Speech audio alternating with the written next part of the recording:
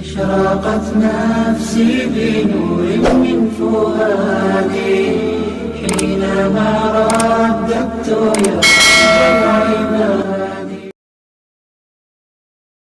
الحمد لله وكفى وسلام على عباده الذين اصطفى أما بعد فأعوذ بالله من الشيطان الرجيم بسم الله الرحمن الرحيم فإذا عزمت فتوكل على الله إن الله يحب المتوكلين صدق الله العظيم.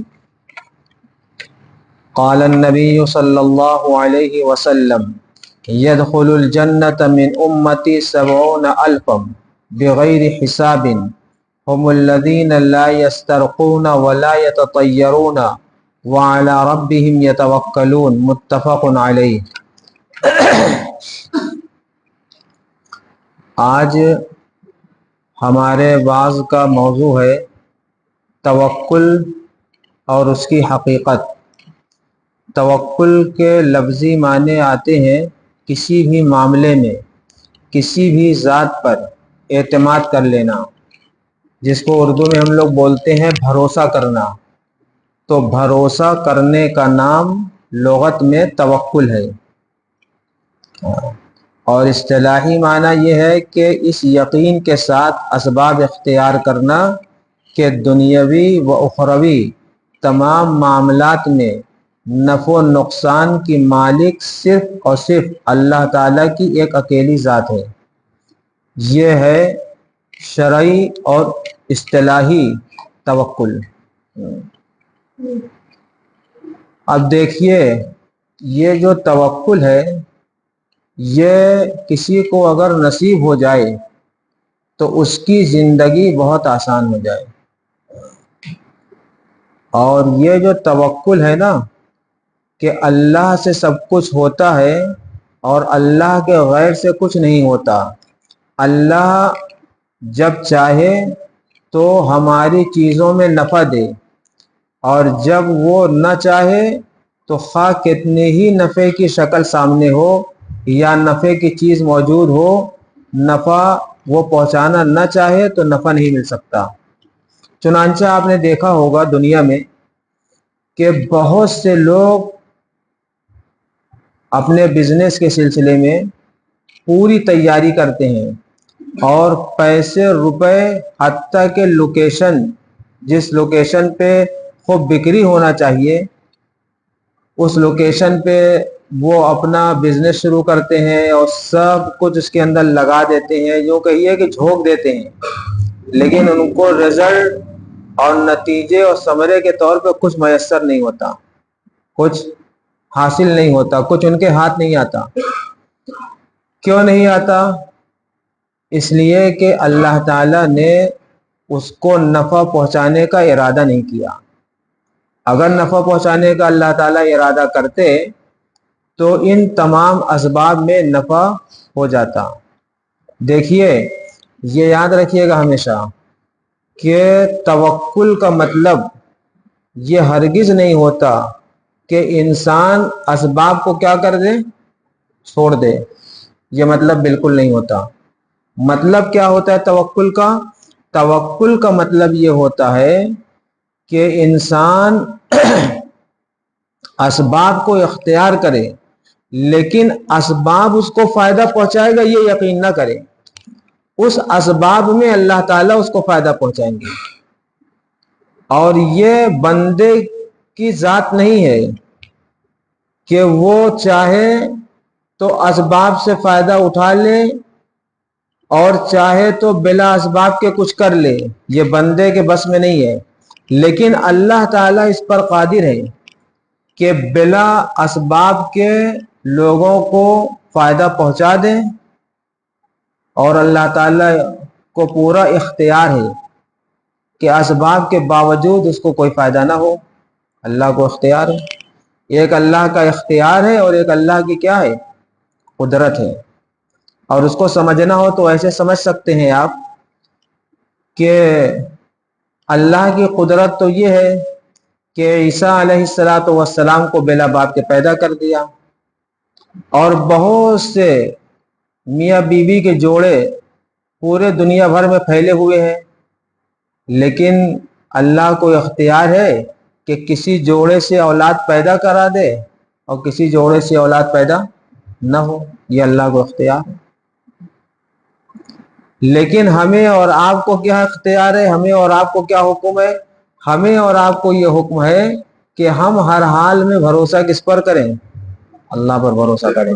7 جگہ قرآن کریم میں اللہ تعالیٰ نے یہ فرمایا ہے وَعَلَى اللَّهِ فَلْيَتَوَكَّلِ الْمُؤْمِنُونَ، 7 جگہ کہ اللہ ہی پر مومنوں کو بھروسہ رکھنا چاہیے، 7 جگہ فرمایا ہے اسی لفظ کے ساتھ وَعَلَى اللَّهِ فَلْيَتَوَكَّلِ الْمُؤْمِنُونَ، کہ اللہ ہی پر مسلمانوں کو بھروسہ رکھنا چاہیے۔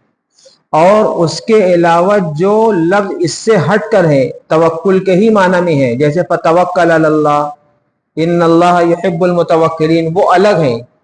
معلوم یہ ہوا کہ یہ بھی ایک امر الہی ہے، یعنی توکل پر عمل کرنا اور توکل کو اختیار کرنا یہ بھی ایک امر الہی ہے، اللہ کا ایک حکم ہے۔ جیسے نماز پڑھنا ایک حکم ہے اللہ کا اور روزہ رکھنا اللہ کا ایک حکم ہے، ایسے ہی ایک حکم اللہ کا یہ بھی ہے کہ مسلمانوں کو چاہیے کہ وہ اللہ پر کیا کریں؟ بھروسہ کریں۔ اور یہ بات ہماری آپ کی ہو چکی ہے، یعنی اس بات پر بیان ہو چکا ہے کہ اللہ کے ساتھ انسان جیسا گمان رکھے گا اللہ تعالیٰ اس کے ساتھ ویسا ہی معاملہ کریں گے، ویسا ہی معاملہ کریں گے۔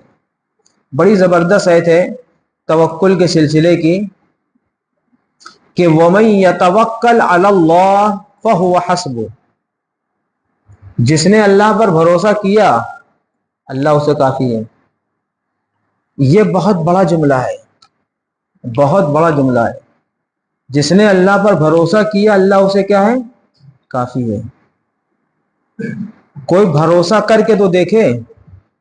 اب جو اللہ پر بھروسہ نہیں کرے گا اللہ اسے کافی ہو بھی سکتا ہے، اس کی کفایت کر بھی سکتا ہے، اور اللہ کو اختیار ہے کہ جو غیر متوکلین ہیں، جو اللہ پر بھروسہ نہیں رکھتے ہیں، غیروں پر بھروسہ رکھتے ہیں، اور ابھی کتنے سال ہم جئیں گے نہیں پتا، اور شاید کسی کو نہ پتا ہوگا، کوئی اللہ والا ہو تو شاید کچھ پتا وتا ہو، لیکن ہماری زندگی کا یہ تجربہ ہے کہ جس کسی پر بھروسہ کیا دھوکہ کھائے، جس کسی پر، اور جس معاملے میں اللہ پر بھروسہ کیا ہے کبھی دھوکہ نہیں کھائے، جس معاملے میں اللہ پر بھروسہ کیا ہے کبھی دھوکہ نہیں کھائے، اور جس معاملے میں مخلوق پر بھروسہ کیا دھوکہ کھائے۔ اس لیے بھروسہ صرف کرنے کی جو ذات ہے وہ صرف اللہ کی ذات ہے، اللہ کی۔ اور یہ اللہ پر بھروسہ کرنا جسے توکل کہا جاتا ہے، یہ شعار ہے انبیاء کا، یعنی انبیاء کا یہ طریقہ رہا ہے، انبیاء کی یہ عادت رہی ہے کہ وہ اللہ ہی پر بھروسہ کرتے ہیں اور ہر حال میں کرتے ہیں، ہر حال میں، ہر حال میں۔ آپ اندازہ لگائیے کہ حضرت ابراہیم کا جو اللہ پر بھروسہ تھا وہ کوئی چھوٹا موٹا بھروسہ نہیں تھا۔ آگ اگر لگ جائے، ہمارے آپ کے گھر میں نہیں، پڑوس میں کسی گھر میں آگ لگ جائے تو کتنی پریشانی لاحق ہو جاتی ہے کہ کہیں یہ آگ بھڑکتے بھڑکتے اور بڑھتے بڑھتے میرے گھر نہ آ جائے۔ دکان میں اگر مارکیٹ میں لگ گئی تو سارے مارکیٹ کے لوگ پریشان ہو جاتے ہیں کہ یہ آگ بھڑکتے بھڑکتے اور بڑھتے بڑھتے کہیں میری دکان میں نہ آ جائے۔ ایک ڈر اور خوف پیدا ہو جاتا ہے، آگ کے قریب کوئی جاتا نہیں ہے۔ اور حضرت ابراہیم علیہ السلام آگ کے اندر چلے گئے اور ایک فرشتہ اللہ کی طرف سے آ رہا ہے، اللہ کا فرشتہ، کہ ابراہیم تم کو میری مدد کی کوئی ضرورت ہے؟ تو حضرت ابراہیم اس دہکتی ہوئی آگ میں کہہ رہے ہیں کہ مجھے تمہاری ضرورت نہیں ہے، مجھے اپنے رب کی حاجت ہے، مجھے اپنے رب کی حاجت ہے۔ ایک دو نہیں، کتنے صحابہ اور کتنے اولیاء کے واقعات تاریخ کی کتابوں میں درج ہیں تاریخ کی کتابوں میں درج ہیں کہ ان سے لوگوں نے پوچھا اور بڑے بڑے بادشاہوں نے ان کو رقم دینی چاہیے، تو انہوں نے کہا کہ مجھے تمہاری حاجت نہیں ہے، مجھے تمہاری ضرورت نہیں ہے، پیسہ تو اس سے لیں گے، پیسہ تو اس سے لیں گے۔ اب آج کل چلا ہے ہم دو ہمارے دو، سمجھے آپ؟ ایک صاحب ایسے ہی تھے، وہ کہہ رہے تھے کہ ہم دو ہمارے دو، یعنی دو ہی بچے رہیں گے، تیسرے نہیں رہیں گے، اسی کیونکہ ان کے پڑھائی لکھائی میں بڑا جو ہے خرچ آتا ہے، کون سنبھالے گا اسے؟ اور دونوں بچے اتفاق سے مر گئے، اور رو رہے تھے وہ کہ کاش 3 اور 4 ہوتے تو ایک تو بچ جاتا۔ سمجھے آپ؟ اللہ پر بھروسہ کرنا چاہیے۔ ایک شخص جو ہے امام قشیری رحمۃ اللہ علیہ کے پاس آیا اور کہنے لگا کہ میرے بچے بہت ہیں، میں پریشان بہت رہتا ہوں۔ کچھ اس نے ایسی باتیں ان سے کی جس سے یہ لگا امام قشیری کو کہ اس کو اللہ پر بھروسہ نہیں ہے۔ تو دیکھیے ولیوں کے انداز تربیت کے الگ الگ ہوتے ہیں، بالکل الگ الگ۔ تو انہوں نے اس سے کہا کہ تم اپنے گھر چلے جاؤ اور جس جس بچے کے رزق کی ذمہ داری تمہارے ذمے ہے ان کو رکھ لو، اور جس کا رزق تم نہیں سنبھال سکتے ان کو گھر سے باہر کر دو۔ سمجھے آپ؟ تو کوئی بھی باپ اپنے بچے کی حقیقت میں کفالت نہیں کرتا ہے، ان کے بچوں کی کفالت اللہ ہی کرتا ہے، اللہ ہی کرتا ہے۔ اگر اللہ نہ دے تو آپ اپنے بچے کو کہاں سے دیں گے؟ نہیں دے سکتے۔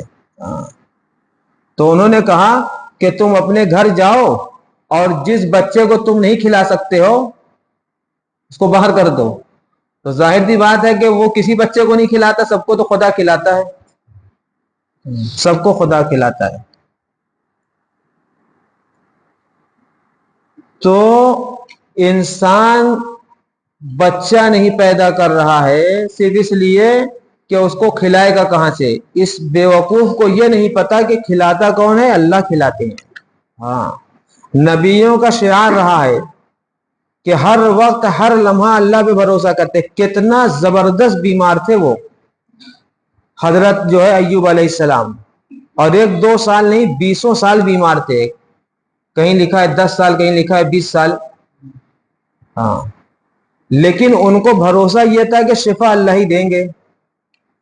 تو ایک دن وہ کہنے لگے اللہ سے ربی انی مسنی الضر، میری تکلیف بہت بڑھ گئی ہے، وانت ارحم الراحمین، اور آپ بڑے رحم کرنے والے ہیں۔ تو اللہ تعالیٰ کی طرف سے ڈائریکٹ ان کو حکم ہوا کہ آپ جہاں کھڑے ہیں، جہاں اللہ پر یہ بھروسہ کر رہے ہیں کہ وہ ارحم الراحمین ہے، تکلیف کو دور کرے گا، تو وہیں آپ اپنے پیر سے زمین پہ ٹھوکر ماریے۔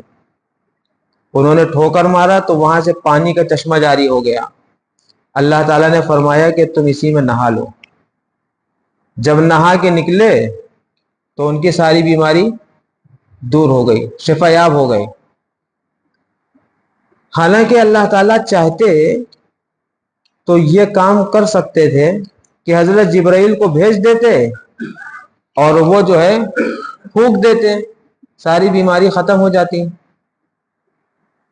بھائی حضرت جبرائیل پھونکتے تو بیماری چلی جاتی نا۔ جب گلی گلی میں عامل پھونک رہے ہیں، لوگ اچھے ہو رہے ہیں، سمجھے؟ ہاں، ہر گلی میں جو ہے عامل موجود ہے اور پھونک رہے ہیں، اور لوگوں کی 10-10 سال اور 20-20 سال کی بیماری دور ہو جا رہی ہے، اور کچھ بابا ہیں وہ تو بس ایسے کر دے رہے ہیں، ہو جا رہا ہے کام۔ تو اللہ تعالیٰ نے دنیا کو دارالاسباب بنایا ہے، اسی وجہ سے ان سے کہا کہ پیر سے ٹھوکر مارو، اسی وجہ سے کہا کہ تم اس میں نہاؤ۔ ہاں، توکل اس کا نام نہیں ہے کہ اپنے گھر کا آپ جو ہے تالا اور بکسا سب اوپن کر کے چلے جائیے کہیں، یہ توکل نہیں ہے۔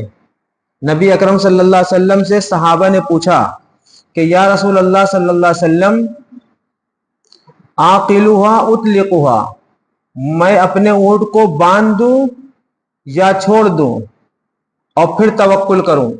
یعنی اونٹوں کو چھوڑ کر اللہ پہ بھروسہ کروں یا اونٹوں کو باندھ کر اللہ پہ بھروسہ کروں؟ تو نبی کریم صلی اللہ علیہ وسلم نے فرمایا عاقل ہا و توکل، اس کو باندھ دو پھر اس پہ بھروسہ کرو۔ تو اسباب کو اختیار کرنا بہت ضروری ہے۔ ہم لوگ اسباب کو چھوڑے ہیں۔ حضرت عبد القادر جیلانی رحمۃ اللہ علیہ، لوگ جو نسبت کرتے ہیں نقشبندیہ، قادریہ، چشتیہ، سہروردیہ، 4 سلسلے کی طرف نسبت کرتے ہیں، تو اس میں ایک سلسلہ جو ہے حضرت عبد القادر جیلانی سے ملتا ہے، تو ان کے ماننے والوں کو قادریہ کہا جاتا ہے۔ تو عبد القادر جیلانی رحمۃ اللہ علیہ بہت بڑے اللہ کے ولی گزرے ہیں، بچپن ہی میں وہ ولی تھے۔ ان کی والدہ نے جو ہے ان کے بازو میں جو ہے وہ چھپا دیا تھا، پڑھنے کے لیے جا رہے تھے کچھ اشرفیاں، تو بہت مشہور قصہ ہے۔ ڈاکوؤں نے پکڑا، تلاشی لی، کہیں نہیں ملا، تو ڈاکوؤں نے کہا سچ سچ بتاؤ تمہارے پاس کچھ پیسہ ویسا ہے؟ تو انہوں نے کہا ہاں ہے۔ تو پھر ان لوگوں نے تلاشی لی تو کہیں نہیں ملا۔ والدہ نے اتنا چھپا کے سل دیا تھا یہاں بازو میں ایک جیب لگا کر کہ وہ پکڑ نہیں پا رہے تھے، تو بار بار پوچھتے رہے اور وہ کہتے رہے پیسہ ہے میرے پاس۔ تو کہا اچھا بتاؤ کہاں ہے؟ تو انہوں نے آخر میں بتایا کہ یہ ہے۔ تو وہ جو باس کے چمچے تھے نا، ایک تو بڑا ڈاکو ہوتا ہے سردار، پھر اس کے جو ہے کارندے ہوتے ہیں، تو وہ اس بچے کو پکڑ کے لے گئے اپنے باس کے پاس۔ تو باس نے پوچھا کہ یہ بتاؤ کہ تمہارا پیسہ بچ گیا تھا، تمہاری ماں نے چھپا رکھا تھا اور بچ گیا تھا، تم نے پھر کیوں بتایا کہ پیسہ میرا یہاں ہے؟ پیسہ میرا یہاں ہے کیوں بتایا؟ تو انہوں نے کہا کہ میری ماں نے چلتے وقت یہ نصیحت کی تھی کہ کبھی جھوٹ نہ بولنا، لہذا میری ہمت نہیں پڑی جھوٹ بولنے کی تم لوگوں سے۔ تو ڈاکوؤں کے باس نے کہا کہ اللہ تعالی نے اس بچے کے پیسے کو بچا لیا ایک سچ بولنے کی وجہ سے، تو کیا اگر ہم لوگ ڈکیتی کرنا چھوڑ دیں تو خدا ہم لوگوں کو بھوکا رکھے گا؟ تو اس باس نے اور اس کے تمام ٹیم نے توبہ کی اللہ سے اور اللہ کی ذات میں بھروسہ کیا، تو ڈاکو لوگ ڈکیتی میں جتنا نہیں کما پاتے تھے، اللہ تعالیٰ اپنے خزانے سے ان کو اتنا کھلا پلا دیتا تھا۔ بھروسہ۔ تو رشوت خور، سود خور، جوا خور، سمجھے آپ، جیب کترے، چور، جتنے بھی دھوکے فریب سے کھانے والے لوگ ہیں، دوسروں کا پیسہ لوٹنے والے ہیں، آج کل جو وہ آن لائن پورا بینک سے جو ہے پیسہ غائب کر دے رہے ہیں، یہ سب لوگ اگر خدا پر بھروسہ کر کے اپنے اس گندے پیشے سے توبہ کر لیں تو یقیناً اللہ ان کا پیٹ بھرے گا۔ کیوں؟ اس لیے کہ دنیا میں کوئی بھی اپنی ماں کے پیٹ سے اپنا رزق لیے بغیر نہیں نکلا ہے، کوئی بھی، سب کو۔ حضرت علی رضی اللہ تعالی عنہ جو ہے بغداد میں، بصرہ میں نماز پڑھنے کے لیے جا رہے تھے، تو ایک شخص کو انہوں نے دیکھا تو اس سے کہا کہ میں نماز پڑھ کے آ رہا ہوں، ذرا میرے گھوڑے کو دیکھنا تم۔ تو حضرت علی نماز پڑھنے چلے گئے اور حضرت علی کے دل میں یہ خیال آیا کہ وہ حضرت علی کی نماز بڑے اطمینان سے، کل میں نے قصہ ان کا سنایا تھا، خشوع خضوع کے ساتھ نماز۔ تو حضرت علی جب نماز پڑھ کے نکلے تو یہ خیال کر کے نکلے تھے، حضرت علی کا کہنا ہے کہ میں یہ خیال کرتے ہوئے نکلا کہ جو شخص میرا گھوڑا دیکھ رہا تھا، تک رہا تھا، میں اس کو 2 درہم دوں گا۔ تو جب وہ آئے تو انہوں نے دیکھا کہ میرے گھوڑے کی زین جو ہے غائب ہے، اور جس کو تکنے کے لیے دیا تھا وہ بھی مجھے دیکھ کے کہیں چلا گیا، غائب ہے۔ تو حضرت علی نے بازار میں دیکھا کہ میری زین کہاں ہے، تو انہوں نے دیکھا کہ ایک دکان پر جو ہے لٹکی ہوئی ہے، تو انہوں نے جو ہے کہا کہ یہ تو میری زین ہے۔ تو دکاندار نے کہا میں نے تو اس کو خریدا ہے۔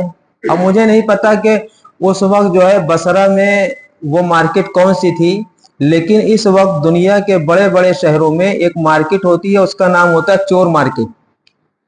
وہاں پہ کچھ بھی آپ چورائیے لے جا کے بیچ دیجئے. سمجھے آپ؟ سعودی عرب میں بھی ایک جگہ ہے کہ جہاں لوگوں کا اقامہ لوگ چوری کر لیتے ہیں اور وہاں جا کے بیچ دیتے ہیں, اور جتنے کا چوری ہوتا ہے اقامہ وہ وہاں جا کے خرید لیتے ہیں. اس نے 200 ریال میں بیچا ہے, 300 ریال میں جا کے خرید لیجئے. تو چور بازار ہر جگہ ہوتا ہے. اب بغداد بصرہ میں تھا کہ نہیں تھا نہیں پتا, لیکن اس چور نے حضرت علی کی زین چورا کے وہاں بیچ دیا. تو وہ دکاندار سے تھوڑی بحث ہوئی تو حضرت علی سے وہ کہنے لگا میں نے 2 درہم میں خریدا ہے. تو حضرت علی نے 2 درہم دے کے اس سے لے لیا. پھر حضرت علی نے کہا کہ اس نے صبر نہیں کیا, اگر وہ صبر کرتا تو یہ حلال 2 درہم اس کو مل جاتے. توکل کے لیے ضروری ہے صبر بھی. یہ نہیں کہ بس آپ نے سوچا میں نے بھروسہ کیا اور جو ہے سلام پھیرا تو آپ کو مل گیا پیسہ. صبر کی ضرورت ہے. توکل کے بعد کیا کرنا ہے؟ صبر کرنا ہے. ہاں, اور صبر کے بعد رضا. توکل کے 3 درجے ہیں. تب بھروسہ کرنے کے بعد پہلا درجہ ہے صبر کریے, انتظار کریے کہ اللہ تعالیٰ کچھ نہ کچھ عطا کریں گے. پھر پورا یا آدھا یا تھوڑا جیسا بھی عطا کر دیں اس پر کیا ہو جائے؟ راضی ہو جائے. اور جو ہے پھر راضی ہونے کے بعد تیسرا درجہ یہ ہے کہ اللہ سے اپنی محبت جتائیں کہ اللہ جو کچھ آپ نے مجھے بھروسے کے عوض دیا ہے یہ آپ کا احسان ہے. بہرحال تو حضرت علی نے فرمایا کہ اگر وہ صبر کر لیتا تو یہ 2 درہم اس کو حلال کے مل جاتے, جو انہوں نے سوچا تھا مسجد سے نکلتے وقت کہ میں اس کو کیا کروں گا؟ ہدیہ کروں گا. لیکن حرام منہ لگا تھا, اس نے حرام کو کھا لیا.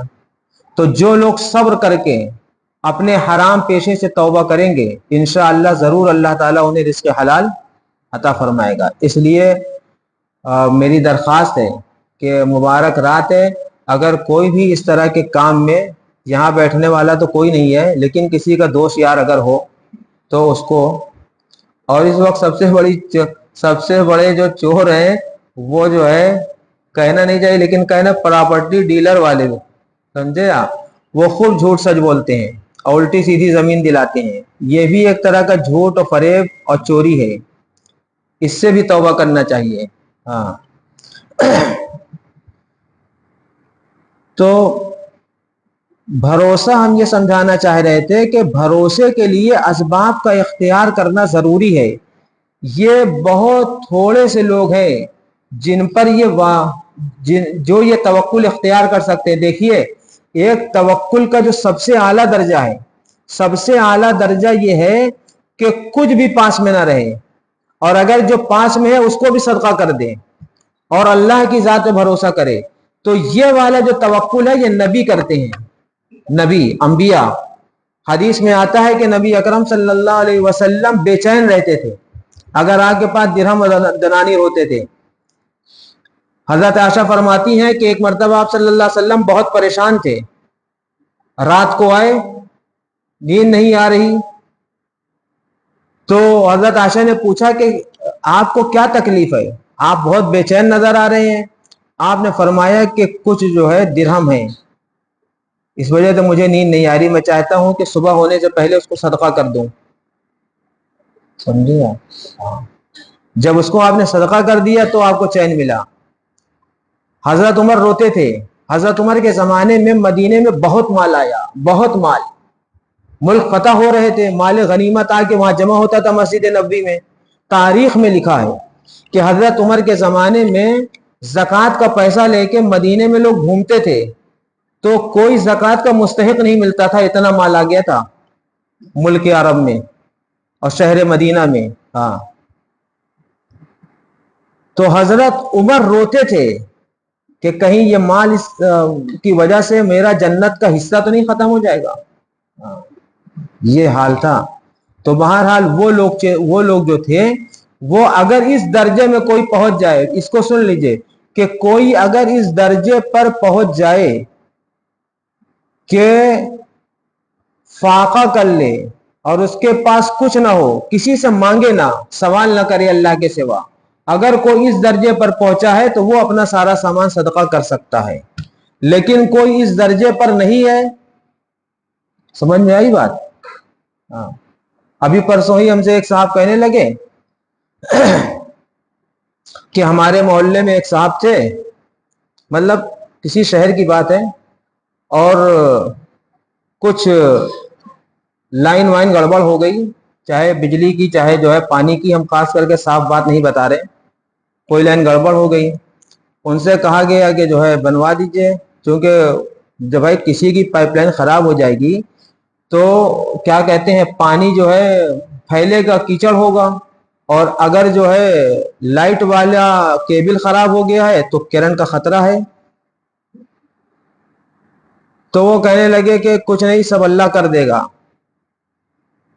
اور چلے گئے وہی جماعت میں، اپنا جو بھی جماعت ہو، میں جماعت نہیں جانتا کون سی جماعت میں گئے، تو بہرحال چلے گئے. اب بیچارے محلے والوں نے بنوایا، سمجھے؟ تو اب یہ توکل گناہ ہے، یہ توکل گناہ ہے. قرآن کی آیت نازل ہوئی ہے، قرآن کی آیت نازل ہوئی ہے ان لوگوں کے بارے میں جو حج کرنے جاتے تھے اور یہ کہہ کے جاتے تھے کہ اللہ کھلائے گا، اللہ پلائے گا، اور جب وہاں پہنچ جائیں تو لوگوں سے مانگے، بھوک لگی ہے دے دیجئے. تو یہ توکل نہیں ہے، یہ توکل اللہ کو پسند نہیں ہے. لوگوں پر بوجھ بن جانا یہ توکل خدا کو پسند نہیں ہے. ایک سے کھٹے کٹے، ایک سے کھٹے کٹے، سمجھے آپ؟ مسجدی میں داخل ہوتے پتہ نہیں کیسے کیسے ہو جاتے ہیں، سمجھے آپ؟ اور نکلتے بالکل فٹ. تو یہ جو ہٹے کٹے لوگ بھیک مانگتے ہیں یہ اللہ کو بالکل پسند نہیں ہے. اور یہ یہی کہتے ہیں، ہم نے تو دیکھا بہت سے لوگوں کو، جتنا بڑا کام چور ہوگا وہ اتنی زیادہ توکل کی بات کرے گا. اس کو صرف دو ہی بات آتی ہے کہ میری تقدیر میں لکھا ہے اچھا، اور مجھے بھروسہ ہے اللہ پر. ہے کام چور، کام نہیں کرنا چاہتا ہے، اماں ابا بھی کہہ رہے ہیں، لوگ بھی کہہ رہے ہیں. تو کام چور تقدیر اور توکل کی جو بات کرتا ہے یہ خدا کو بہت ناگوار ہوتی ہے. ہاں، اللہ تعالیٰ نے قرآن میں آیت نازل فرمائی ہے کہ وَزَوَّدُوا فَإِنَّ خَيْرَ الزَّادِ التَّقْوَىٰ وَاتَّقُونِ يَا أُولِي الْأَلْبَابِ، کہ جب تم حج میں جاؤ تو اپنا ساز و سامان ساتھ لے کے جاؤ. اس بار جو ہے حج کمیٹی جو ہے کھانا نہیں دے گی. کیا شاہی صاحب یہی بات ہے نا؟ کھانا نہیں دے گی. تو اس لیے اس نیت سے کوئی نہ جائے کہ عربوں کا کھائیں گے یا عربوں سے مانگیں گے، اپنا انتظام کر کے جائے. گڑ کی جو ہے بھیلی، ستو اور جو ہے میوے سب رکھ کے جائیں، اور یا ریال رکھ کے جائیں وہاں خریدے. اس ارادے سے بالکل نہ جائے کہ وہاں کی بریانی لوٹیں گے اور جو ہے کیا کہتے ہیں کولڈ ڈرنک جو ہے اپنا اٹھا لیں گے. ہاں، یہ حج اللہ کو نہیں پسند ہے. یہ حج، یہ توکل نہیں ہے. ہاں، یہ توکل خدا کو نہیں پسند. 15 دن لوگ بھوکے رہ جاتے تھے، مانگتے نہیں تھے کسی سے ایک چیز، کتابوں میں لکھا ہے. صرف پانی پی لیتے تھے، صرف پانی. ایک مرتبہ، چلیے خیر بتانے کی بات نہیں ہے، بہرحال فَإِذَا عَزَمْتَ فَتَوَكَّلْ عَلَى اللَّهِ، جب آپ کسی کام کا ارادہ کر لیں تو پھر بھروسہ اللہ پہ کریے، پھر اللہ پر بھروسہ کریے، کسی اور پر بھروسہ نہ کریے. کیونکہ اللہ پر جو بھروسہ کرتا ہے اللہ اس کو کیا کرتے ہیں؟ پسند کرتے ہیں. ہاں، تو اسباب کو اختیار کرنا. ایک حدیث میں ہے کہ اللہ نبی اکرم صلی اللہ علیہ وسلم نے فرمایا کہ جنت میں 70,000 لوگ بلا حساب و کتاب داخل کیے جائیں گے. 70,000 لوگ. تو وہ جو 70,000 لوگ ہوں گے وہ ہوں گے جو لوگوں پر نہیں صرف اللہ پر بھروسہ رکھتے ہوں گے. تو سمجھ لیجئے کہ متوکلین جو ہے 70,000 متوکلین بلا حساب و کتاب کے جنت میں جائیں گے.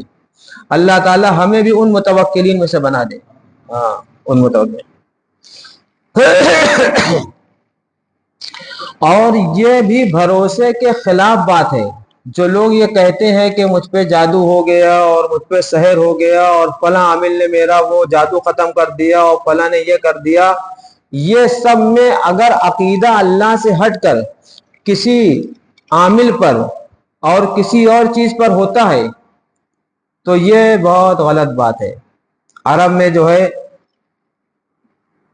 طیارہ کہتے تھے، کہ بہت سے لوگ طیرہ کرتے تھے, بہت سے لوگ فال نکالتے تھے. فال کا ان کا طریقہ یہ تھا کہ وہ تیر پھینکتے تھے. اگر وہ تیر جو ہے نشانے پہ جائے اور یا دائیں طرف جائے تو وہ سمجھتے تھے کہ یہ معاملہ میرا اچھا ہوگا اور اگر ہم یہ کام کریں گے تو اس میں کامیابی ملے گی. اور اگر وہ تیر نشانے پہ نہ جائے, بائیں طرف چلا جائے, تو وہ یہ کہتے تھے کہ یہ جو ہے غلط ہے. ایک مرتبہ ہم نے بھی غلطی کیا, فال کی کتاب مل گئی ہم کو کہیں اور ہم نے اس کو پڑھا, اور پڑھنے کے بعد جو ہے ہم نے کہا کہ ہمارے دل نے کہا کہ آج سفر بڑھیا ہوگا. تو شاہجہاں پور میں ہماری اہلیہ رہتی تھی اور وہیں پہ سالے کی کتاب تھی, پڑھا, فال نکالا کہ آج سفر بڑھیا ہوگا, اور چل دیے. ہم ٹرین پہ بیٹھ گئے, جنرل کا ٹکٹ لیا, جنرل کے ٹکٹ جنرل میں بیٹھے بھی, جنرل سے اترے بھی, لیکن تھوڑی دور پہ ٹی ٹی نے کہا کہ ٹکٹ دکھاؤ. ٹکٹ دکھایا تو کہہ رہا کہ تم جو ہے سلیپر سے نکلے ہو, سمجھے, اور 200 روپیہ لے لیا. اس دن سے کان پکڑا, فال نہیں نکالیں گے, سمجھے. آج تک بھی کوئی فال نہیں نکالا میں نے, زبردستی لے لیا. اور کبھی کبھی ہوتی نا بیچ چیکنگ پلیٹ فارم پہ, تو یہ بھروسے میں نقصان ہے. اس بھروسے میں کیا ہے, سراسر نقصان ہے. اور عامل لوگ ایسے ہی دھوکہ دیتے ہیں, عامل لوگ ایسے ہی دھوکہ دیتے ہیں. آپ ان سے کچھ بھی نہ کہیے, بس آپ کو بیٹھے دیکھیں گے, سلام کریں گے, اور اس کے بعد خیریت پوچھیں گے, نام پوچھیں گے, آپ پر کچھ اثر لگ رہا ہے, سمجھے نا. اب جب یہ کہا کہ آپ پر کچھ اثر لگ رہا تو آپ پر اثر ہو گیا, سمجھے. اتنا کہیں نہیں کہ اثر ہو گیا تو آپ فوراً متوجہ ہوں گے, جی صاحب ہاں ہم کو درد تو رہتا ہے سر میں. اب اس نے سوچا کہ اب تو ہمارا بنا کام. ہاں, تو اب اسی طریقے سے اس نے کٹیا پھنسا لیا اور گھر تک پہنچ گیا آپ کے, اور پھر جو چاہا اس نے کیا. ہاں, تو اللہ پر بھروسہ کرے, خصوصاً ان ٹھگ عاملوں کے پیچھے بھی کبھی نہ پڑے. بہت سے ٹھگ نکلے ہوئے ہیں, کچھ صحیح بھی ہیں لیکن صحیح والے بہت کم ہیں. ان پہ بھروسہ نہیں کرنا چاہیے. دیکھیے حضرت ابن عباس بڑی اچھی بات کہہ رہے ہیں, نبی اکرم صلی اللہ علیہ وسلم کے الفاظ ہیں, کہتے ہیں کہ میں ایک دن سواری پر تھا, حضور اکرم صلی اللہ علیہ وسلم کے پیچھے بیٹھا ہوا تھا, یعنی گویا سواری کو جو ہے آپ کنٹرول کر رہے تھے آپ صلی اللہ علیہ وسلم. چونکہ یہ بچہ تھے عبداللہ ابن عباس, چھوٹے تھے, تو نبی اکرم صلی اللہ علیہ وسلم نے فرمایا کہ اے بیٹے میں تجھے چند باتیں بتانا چاہتا ہوں. یہ بہت اچھے الفاظ ہیں جو قرآن سے لیے گئے ہیں. تو انہوں نے کہا یا رسول اللہ بتائیے. تو آپ صلی اللہ علیہ وسلم نے ان کو بتایا, بہت اچھی بات بتائی.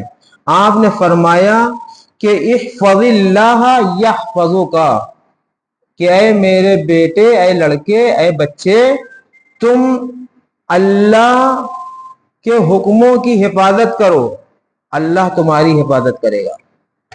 احفظ اللہ یحفظک, تم اللہ کو یاد رکھو. ایک مطلب یہ بھی ہے کہ تم اللہ کو یاد رکھو, اللہ تمہیں یاد رکھے گا. فاذکرونی اذکرکم, مجھے یاد کر کے دیکھو. اسے کوئی پکارتا ہی نہیں ہے, سب سے لاسٹ میں اس کا نمبر آتا ہے, سب سے لاسٹ میں.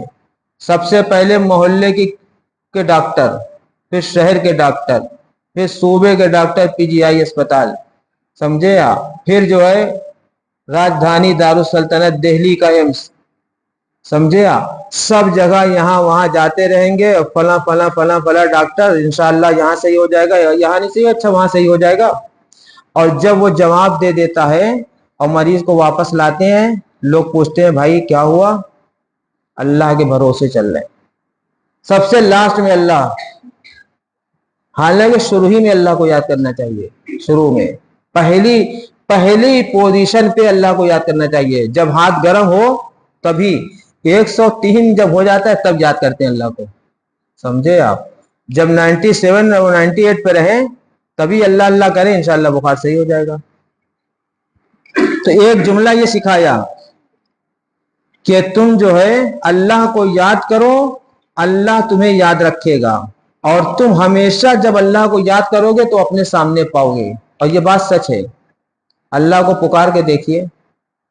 کشتی میں لوگ پوری کوشش کرتے ہیں, جہاز میں پوری کوشش کرتے ہیں, لیکن جب جہاز کریش ہونے لگتا ہے, کشتی ڈوبنے لگتی ہے, اللہ کے سوا کوئی یاد نہیں آتا.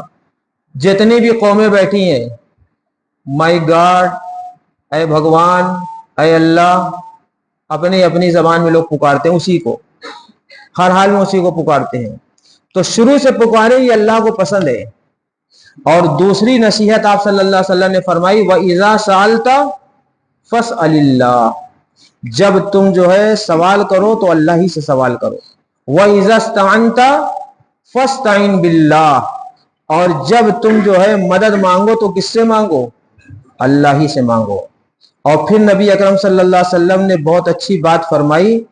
آپ نے فرمایا کہ اے بیٹے سن لو, ساری امت اگر اس بات پر جمع ہو جائے, ساری امت اس بات پر جمع ہو جائے کہ تم کو کوئی نفع پہنچائے, اور اگر اللہ نہ چاہے تو تم کو نفع نہیں پہنچے گا, اور اگر سارے لوگ مل کے تم کو نقصان پہنچانا چاہیں, اور اگر اللہ تعالیٰ چاہے کہ نقصان نہ ہو تو نقصان نہیں ہو سکتا. اس لیے جو ہے بات لمبی ہو جائے گی, بات کو ختم کرتے ہیں. اور یہی ہے کہ اللہ پر بھروسہ کرنا سیکھیے ہر موقع پہ, ہر حال میں. اور اس جملے کو یاد رکھیے, قرآن کی آیت ہے بہت زبردست ہے, وَمَن يَتَوَكَّلْ عَلَى اللَّهِ فَهُوَ حَسْبُهُ, کہ جو اللہ پر بھروسہ کرے گا اللہ اس کے لیے کیا ہوگا؟ کافی ہوگا. بھروسہ کر کے دیکھیں. اب یہ شاہد اختر صاحب جو ہے جا رہے حج میں, اس لیے جو ہے توکل اور حج کا ایک قصہ بھی سنا دیں, آپ لوگ کو یاد رہے گا انشاءاللہ. وہ یہ ہے کہ ایک وہ کٹ گیا نا, حضرت عبد القادر جیلانی رحمۃ اللہ علیہ کے پاس ایک شخص آتا تھا اور آ کر کہتا تھا کہ آپ حضرت دعا کر دیں میرے اولاد ہو جائے. تو شیخ عبد القادر بیچارے دعا کرتے رہے.